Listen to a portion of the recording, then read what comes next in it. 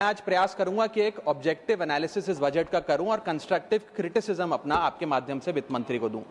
So the title of my speech is the good, the bad and the way forward. 4 good things that I found in this budget, 4 bad things that I found in this budget, and 4 innovative suggestions to the Honorable Finance Minister.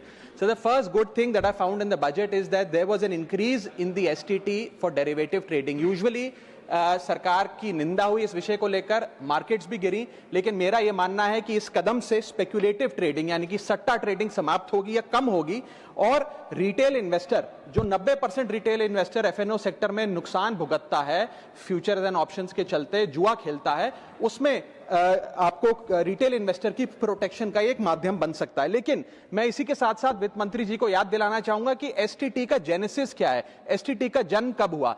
STT हमारे senior colleague mister P Chidambaram जब finance minister थे तो उन्होंने introduce किया and it was introduce to replace long term capital gain tax on equities. जब long term capital gain on equity zero था तब STT को लाया गया कि वे एक सिंपल अपफ्रंट लेवी होगी ट्रेड्स पर regardless of profit and loss.